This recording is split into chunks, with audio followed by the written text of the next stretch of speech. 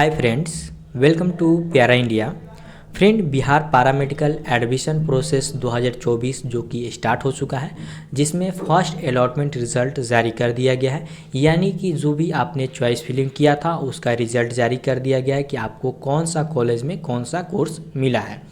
उसके बाद नेक्स्ट जो प्रोसेस है आप लोग का डॉक्यूमेंट्स वेरिफिकेशन कराने का है, जो कि एक रिपोर्टिंग सेंटर दिया गया है होगा। उसी रिपोर्टिंग सेंटर पर जाकर आप लोग को जितने भी डॉक्यूमेंट्स है आप लोग को दिखाना होगा, उसकी जांच होगी। उसके बाद आप लोग का वेरिफिकेशन हो जाता है। उसके बाद आप लोग का नेक्स्ट प्रोसेस होता है एडमिशन का।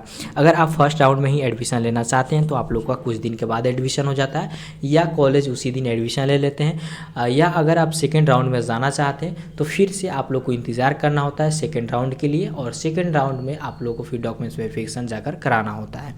तो यहाँ पे जितने भी डाउट्स हैं पहले उसको हम आप लोग को बता देते हैं, बच्चे के मन में क्या क्या डाउट्स आता है डॉक्यूमेंट्स वेरिफिकेशन के लेकर। उसके बाद जो डॉक्यूमेंट्स वेरिफिकेशन के लिए इंपॉर्टेंट्स डॉक्यूमेंट्स है उसके बारे में बात करेंगे। ये बातें आप लोग को वही स्टूडेंट बता सकता है जो डॉक्यूमेंट्स वेरिफिकेशन पहले करा चुका है या उससे प्रोसेस से गुजरा हुआ है। तो सारा चीज़ हम आप लोग को शुरुआत ढंग से बताने वाले हैं, क्योंकि हम खुद 20 बैच में एडमिशन लिए हैं और जितनी भी बच्चों की परेशानियाँ होती है सभी चीज़ों की जानकारी हमें है। तो देखिए, वीडियो थोड़ा लंबा होगा, तो अगर आपको जल्दी देखना है तो वीडियो का स्पीड बढ़ा सकते हैं। अब सबसे पहला डाउट्स होता है बच्चों का कि डॉक्यूमेंट्स वेरिफिकेशन जो है कहाँ पे होता है। तो डॉक्यूमेंट्स वेरिफिकेशन जो है, अगर आपको मेडिकल कॉलेज मिला है तो उसी मेडिकल कॉलेज में ही आप लोग को डॉक्यूमेंट्स वेरिफिकेशन कराया जाएगा। अगर मान लीजिए आपको पैरामेडिकल इंस्टीट्यूट मिला है या जीएनएम या एएनएम या आपको कोई अदर कॉलेज मिला हुआ है, तो उसके नज़दीक में जो मेडिकल कॉलेज होता है वहाँ पे आप लोग को डॉक्यूमेंट्स वेरिफिकेशन कराया जाता है। तो वहाँ पे जाकर आप लोग को डॉक्यूमेंट्स वेरिफिकेशन कराना होता है। और आप लोग का जो डॉक्यूमेंट्स वेरिफिकेशन का डेट है वो 9 नवंबर से स्टार्ट होने वाला है, 14 नवंबर तक चलने वाला है। तो इसके बीच आप कभी भी जाकर डॉक्यूमेंट्स वेरिफिकेशन करा सकते हैं, चाहे इसके बीच संडे ही क्यों नहीं हो। तो संडे के दिन भी आप लोग का वेरिफिकेशन कराया जाएगा। अगर 9 से 14 के बीच संडे या सैटरडे कुछ भी आता है तो उसको देखना नहीं है, आप लोग जाकर डॉक्यूमेंट्स वेरिफिकेशन करा सकते हैं। ठीक है। अब एक चीज़ देखने को मिलता है, डॉक्यूमेंट्स वेरिफिकेशन जब कराने जाएंगे तो कुछ कॉलेज जो है पैसा का डिमांड करते हैं। तो देखिए, डॉक्यूमेंट्स वेरिफिकेशन के लिए कोई भी पैसा का चार्ज नहीं लगता है, कोई भी चार्ज नहीं लगता है, कोई भी पैसा नहीं लगता है। तो अगर आपसे इस प्रकार से देखा जाए कि पैसा मांगा जा रहा है तो आप उसका वीडियो बना सकते हैं, कंप्लेन कर सकते हैं, तो उस पर कार्रवाई हो सकता है। तो इस बात को ध्यान देना है, किसी को पैसा नहीं देना है डॉक्यूमेंट्स वेरिफिकेशन कराने के लिए। अब मान लीजिए कि अगर आपका घर से एक जो डॉक्यूमेंट्स वेरिफिकेशन का सेंटर है दूर है, देर से पहुँचे हैं, समय कम है, अगर आपको जल्दी में डॉक्यूमेंट्स वेरिफिकेशन कराने के लिए पैसा दे रहे हैं तो वो आपके लिए पर्सनली अलग चीज़ है। आप पैसा देकर जल्दी अपना काम करा लिए, वो चीज़ अलग है। मगर आपसे पर्सनली सभी बच्चे से अगर पैसा डिमांड किया जा रहा है कि आपको डॉक्यूमेंट्स वेरिफिकेशन कराने के लिए पैसा देना ही होगा, अनिवार्य है, तो ये गलत चीज़ है। कहीं नहीं कहा गया है कि पैसा आप लोग को लगेगा। ऐसा अगर किया जा रहा है तो आप लोग कंप्लेन कर सकते हैं। क्योंकि हम एक बच्चा है जो कि बेतिया मेडिकल कॉलेज है, ठीक है, बेतिया मेडिकल कॉलेज में डॉक्यूमेंट्स वेरिफिकेशन कराने गए थे। वहाँ पे हर साल यही होता है, पैसा डिमांड किया जाता है। तो अगर आप बेतिया मेडिकल कॉलेज में जाते हैं तो इस बात को ध्यान में रखिएगा। वहाँ पे पैसे से बच्चों से पैसा मांगा जा रहा था।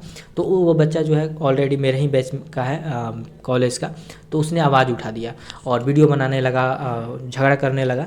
तो बाद में उसका डॉक्यूमेंट्स वेरिफिकेशन किया गया और जो भी बच्चे वहाँ पे उसका साथ दिए और लगभग सभी का पैसा भी वापस कर दिया गया जो पैसा दे दिए थे। तो इस बात को ध्यान में रखना है, ये जो चीज़ थी हम आप लोग को बता दी है। ठीक है।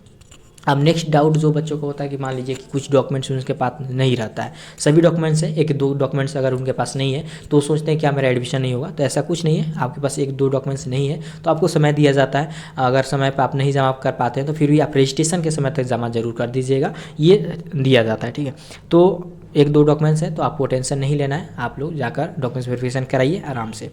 अब आता है डाउट्स बच्चों का कि गैप सर्टिफिकेट, मान लीजिए कि उन्होंने 18 में 20 में या कभी भी इंटर पास आउट है, मैट्रिक पास आउट है, उसके बाद एडमिशन ले रहे हैं 2024 में, तो इतना दिन कहाँ पे थे, इसके लिए ही गैप सर्टिफिकेट कहा जाता है। तो तो गैप सर्टिफिकेट भी डिमांड नहीं किया जाता है। अगर मान लीजिए कि आपके कॉलेज से डिमांड कर दिया गया तो इसके लिए परेशान नहीं होना है, पहले से पैसा लगाकर उसके लिए परेशानी लेकर गैप सर्टिफिकेट बनवाने की ज़रूरत नहीं है। बाद में अगर डॉक्यूमेंट्स वेरिफिकेशन कराने के समय मान लीजिए आपके कॉलेज के द्वारा डिमांड किया जा रहा है तो आप लोग एक एफिडेविट बनवाकर दे सकते हैं। गैप सर्टिफिकेट वही होता है, एफिडेविट बनाना होता है। तो 1 दिन का समय लगता है, आप लोग अपने किसी भी वकील को पकड़िएगा, एफिडेविट बनकर आप लोग को मिल जाएगा। तो इसके लिए आप लोगों को परेशान नहीं होना है। और जहाँ तक हम डॉक्यूमेंट्स वेरिफिकेशन कराएं, फर्स्ट राउंड में मेरा PMCH पटना में डॉक्यूमेंट्स वेरिफिकेशन हुआ था, सेकंड राउंड में भीम्स पावापुरी में हुआ था, तो कहीं भी हमको गैप सर्टिफिकेट नहीं मांगा गया था। तो इसलिए आप लोग खुद परेशान नहीं हुए, गैप सर्टिफिकेट बनाने की ज़रूरत नहीं है। जब ज़रूरत पड़ेगी कॉलेज से डिमांड किया जाएगा, आप लोग को समय भी दिया जाएगा, उस समय बीच में आप बनाकर जमा कर दीजिएगा। ये चीज़ हो गया। अब तीसरा जो बात होता है आप लोग का एक और डाउट्स रहता है मेडिकल सर्टिफिकेट को लेकर। तो मेडिकल सर्टिफिकेट भी आप लोगों को डिमांड नहीं किया जाता है। फर्स्ट राउंड सेकंड राउंड हम खुद कराए हुए हैं, कहीं भी मेडिकल सर्टिफिकेट हमसे डिमांड नहीं किया गया। वही बात है, अगर डिमांड किया जा रहा है तो मेडिकल सर्टिफिकेट भी बनाने में समय नहीं लगता है। 1 दिन में किसी भी डॉक्टर से चेकअप कराकर सिग्नेचर कराकर आप लोग दे सकते हैं मेडिकल सर्टिफिकेट। तो जहाँ तक है मेडिकल सर्टिफिकेट नहीं बनाया जाता है, तो आप लोग नहीं बनवाइए, पैसा भी इन्वेस्ट करने की परेशान होने की ज़रूरत नहीं है। और होता ये है कि जैसे डॉक्यूमेंट्स वेरिफिकेशन कहीं कहीं पे, हर जगह नहीं, कहीं कहीं पे डॉक्यूमेंट्स वेरिफिकेशन कराना जाइएगा तो वहाँ पे आप लोगों को मेडिकल चेकअप कर लिया जाता है।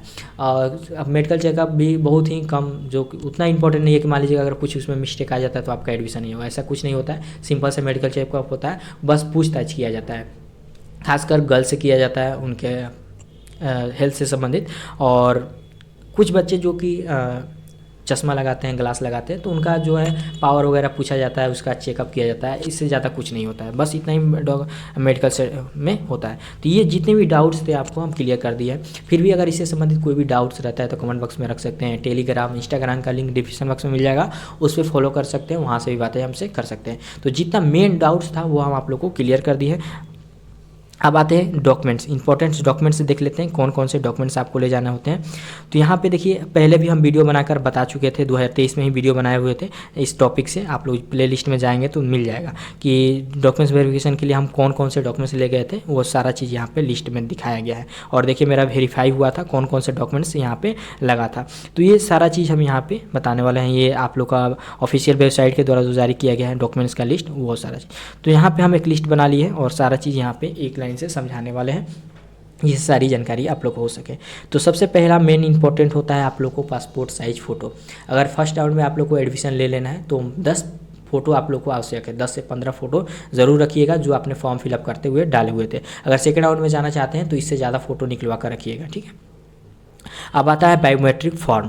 तो बायोमेट्रिक फॉर्म जो होता है आप लोग को ऑनलाइन डाउनलोड करना होता है BCC के ऑफिशियल वेबसाइट से, और इसको फिलअप करके ले जाना होता है। बहुत से बच्चे मिस्टेक ये करते हैं कि उनको बायोमेट्रिक फॉर्म के बारे में पता ही नहीं रहता है। हम खुद देखे हैं, और जाते हैं जब डॉक्यूमेंट्स वेरिफिकेशन कराने तो वहाँ पर परेशान हो जाता है। कोई बच्चे डॉक्यूमेंट्स लाते हैं बायोमेट्रिक फॉर्म, एक ही फॉर्म लेकर आते हैं। तो यहाँ पर आप लोग को मिस्टेक नहीं करना है, कितने ले कर जाना है, 2 कॉपी डाउनलोड करना है, जो कि हम एक नेक्स्ट वीडियो जो है लाएंगे कि कैसे डॉक्यूमेंट बायोमेट्रिक फॉर्म को डाउनलोड करना है, उसको कैसे फिलअप करना है। मेन इंपॉर्टेंट होता है डाउनलोड करके फिलअप करना है।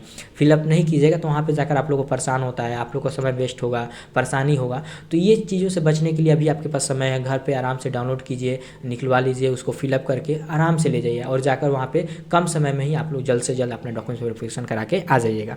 तो ये चीज़ें आप लोग को ध्यान में रखना है। और उसके बाद पार्ट 1 और पार्ट B होता है, जो कि आप फॉर्म जो अप्लाई किए होंगे उस समय आप लोग को निकला होगा, उसी को पार्ट 1 और पार्ट B कहा जाता है, और इसको भी फिलअप करके ले जाना होता है। तो इस पर भी हम एक वीडियो बना देंगे। इसमें ज़्यादा फिलअप नहीं करना होता है, मगर जो भी चीज़ें फिलअप करना होता है उसमें बच्चे मिस्टेक कर देते हैं, जिससे उनको परेशानी होता है। तो ये दोनों चीज़ें जो है डाउनलोड करके फिल करके ले जाना है। तो इस पर हम नेक्स्ट वीडियो लाएंगे जल्दी, उसको आप लोग को हम बताएंगे। ये चीज़ हो गया।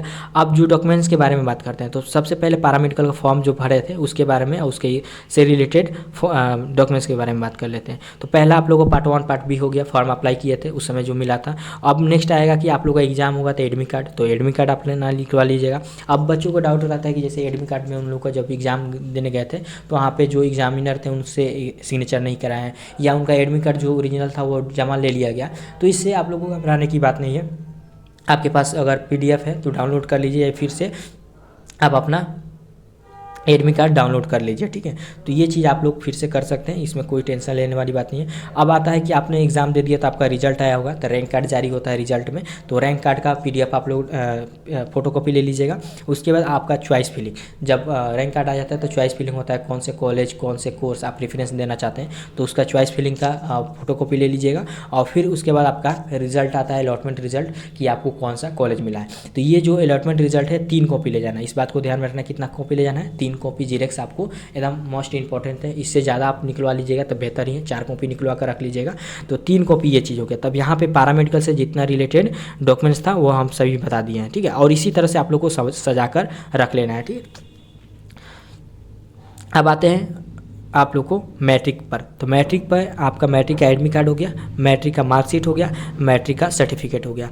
अगर आपके पास सर्टिफिकेट नहीं है तो प्रोविजनल सर्टिफिकेट भी है तो चल जाएगा। तो ये आपके मैट्रिक से डॉक्यूमेंट्स हो गए। और ये जो डॉक्यूमेंट्स हैं आप लोग इसका फोटो कॉपी रखिएगा, इसमें अटैच करके जो डॉक्यूमेंट्स ऊपर हम बताए हैं इसी तरह से सजा कर आप लोग को रखना है। सबसे पहले बायोमेट्रिक फॉर्म को रखना है, फिर पार्ट 1 पार्ट B को रखना है, फिर एडमिट कार्ड रखना है। जिस तरह हम बताते जा रहे हैं इसी तरह से आप लोग को सजा कर ले जाना है, कि वहाँ पर सजाने में भी बच्चे परेशान हो जाए, इधर से उधर लगा देते हैं जिससे कि परेशानी होती है। तो इस तरह सजा के ले जाएंगे तो आप लोग को टेंशन नहीं रहेगा। तो इस तरह सजा लीजिएगा।